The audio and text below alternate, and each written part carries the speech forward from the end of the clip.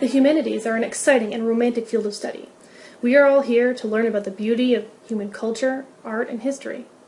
Considering how many of us feel about the humanities, we also have a romanticized view of research. We go into the library, climb the stacks ladder, and grab the perfect book, and pore over its pages in a candlelit room. We are attracted by the smell of the books, the colors of the inks, and the feel of the paper. Unfortunately, acknowledging the reality of research in the 21st century might feel clinical in comparison, since we have to bathe ourselves in that eerie blue light from the computer. Doing research on a computer might even feel as terrible as the conversation in the following clip from 2001, A Space Odyssey. Open the pod bay doors, Hal. I'm sorry, Dave. I'm afraid I can't do that. What's the problem? I think you know what the problem is just as well as I do. What are you talking about, Hal? This mission is too important for me to allow you to jeopardize it.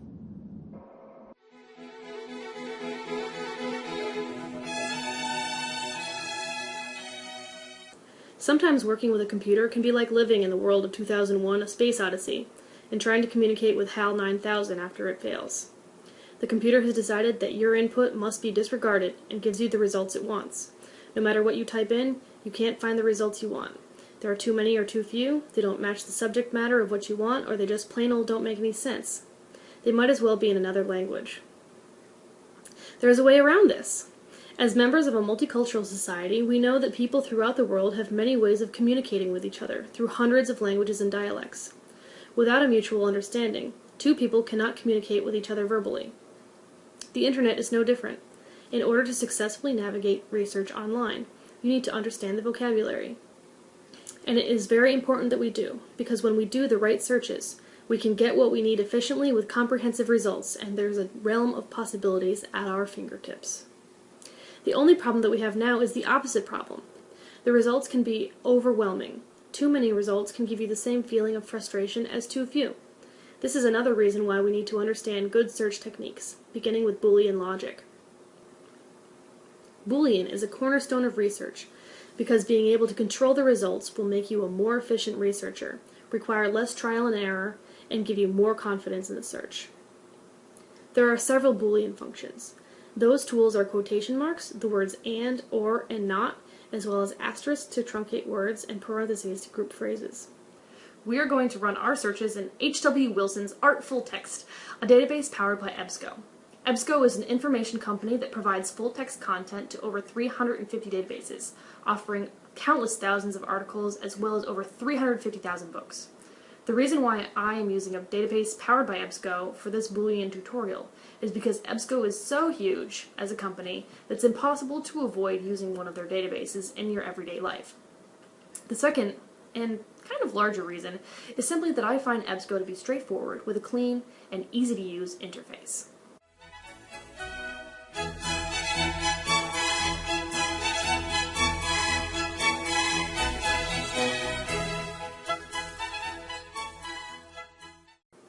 Quotation marks are very important because they force the search engine to search for the term as a unit.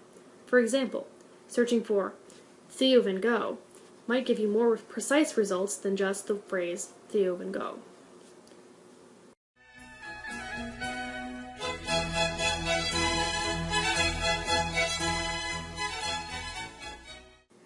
And here's a research pause.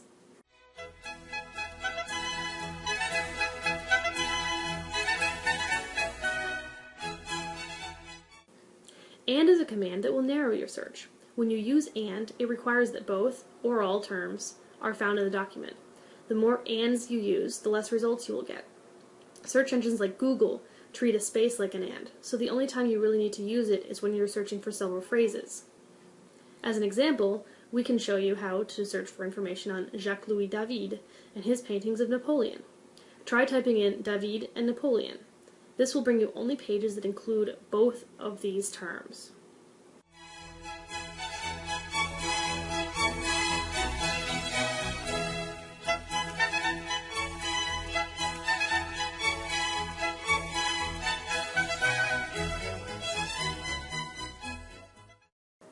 Or does the opposite of and. It runs a search for articles that contain one term or the other, but doesn't require both. The more ORs you use, the more results you will get. For example, let's search Greek sculpture or Etruscan sculpture. This will get you results with either or both types of sculpture in the pages.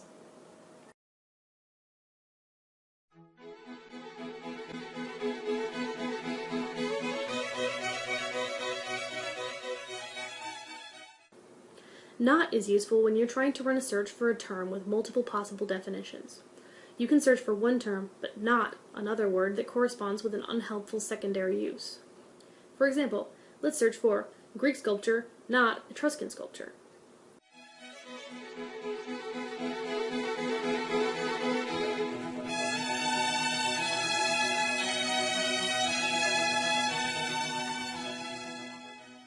It is important to note that in some search engines such as Google, a minus sign is used in front of the word not.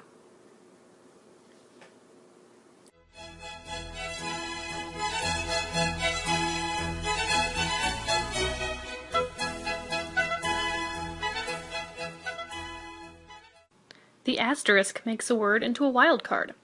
Putting an asterisk in the middle allows the search engine to replace it with any letter. For example, searching for M*NET.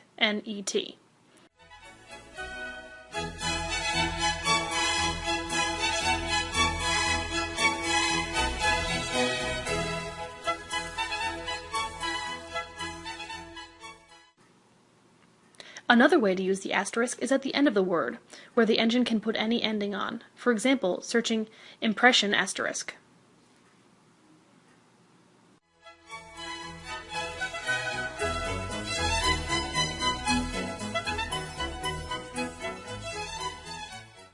You can use parentheses to construct a more complicated search, such as one using several operators. For example, if you're looking for information about American Impressionists, but not French ones, you could type in parentheses American, not French, parentheses, and impression*.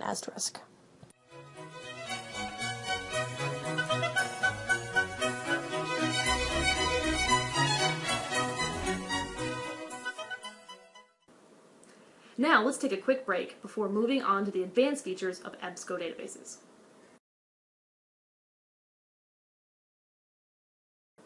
Now let's take a look at the advanced features of EBSCO. We have been ignoring this part of the page so far in the effort to learn the ins and outs of Boolean. Now we can look at the bottom of the search page. First, there is the search mode function. You can force EBSCO to search using Boolean logic or to search for all or any terms, basically the same as Boolean and or. You also have the option of using smart text searching, which allows you to put in huge amounts of text and EBSCO will do its best to find what you're looking for. Next, there is the option to force it to only search for full-text articles, search within specific types of literature, including peer review, limit by date, and limit by type of document. Finally, up at the top, there's the option to search within specific or all EBSCO databases. Another way to affect your search results is to run a broad search and then limit them using the left-hand side bar. The choices here are similar: full text, peer review, publication date, source type, subject, and type of publication. Once you've chosen an article to look at, you can view it as PDF or HTML. Some articles even have text-to-speech available for those with visual impairments. You can also print, email, save, and cite the article, as well as other useful tools. The citation feature is my favorite. All you have to do is click the cite link, then simply copy the type of citation you need to make. Always check the citation to make sure it appropriately follows guidelines.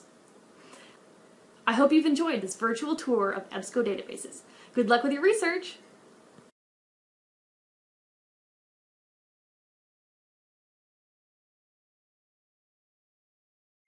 Next, let's talk about some more specific databases that are available via the Columbia University Library's website. One of the best databases for humanities researchers is JSTOR, an online archive of some 2,000 journals in over 50 subject areas, as well as many books and primary sources. Searching in JSTOR is a simple affair. If you are just trying to explore the collection, you can browse by following subject links that lead to full-text journals. Let's take a look. Clicking the broad subject will offer you more specific areas of study. From there, it will show you an alphabetical list of full-text books and journals. For example, let's take a look at the African American Review. See, we have access to it during its full run. A more direct option is to type in a keyword. For example, let's try Charles de Gaulle. Once the search has been made, you have the option of narrowing your results in several ways, by publication type and accessibility of content. You can also sort the results by relevance or chronological order and change the number of articles that load per page. Once you have the kind of results you want, you have the option of viewing the article, downloading it, or viewing its abstract. On the View page, you have many more options. My favorite is the option of moving directly to the pages where the search term is located by clicking the View List of Search Pages link. You can also cite the article and view a summary or thumbnails. Finally, and most importantly, you can download or email the article to yourself for later, more thorough reading.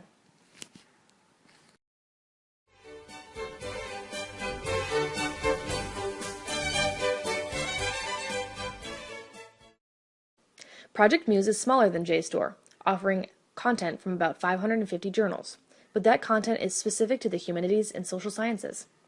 Project MUSE also offers access to many journals from university presses where they wouldn't be available anywhere else.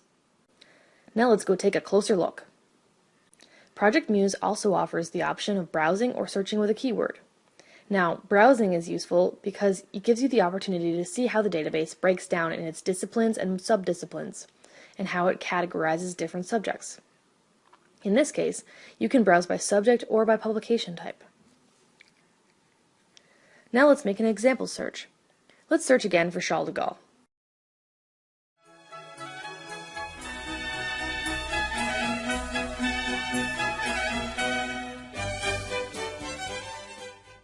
Lots of great results here. If you want to narrow your search, you can use these checkboxes on the side, similar to the categories offered for browsing: content type, research area, author, publisher, journal name, language, and year. Once on the article's detailed information page, you have the option of reading the full text right on the page, or downloading the PDF for later. You can also use the citation feature on the right-hand side. Most exciting is the Get Permission function. This link leads you to the page where it explains the importance of copyright and how to get permissions to use copyrighted work. I hope you've enjoyed this brief tour of some of the many digital research tools that Columbia University libraries have available on the website. Never hesitate to contact us if you have any research questions, whether by calling, texting, emailing, chatting, or even coming in to see us. We look forward to your visit, and have a wonderful day.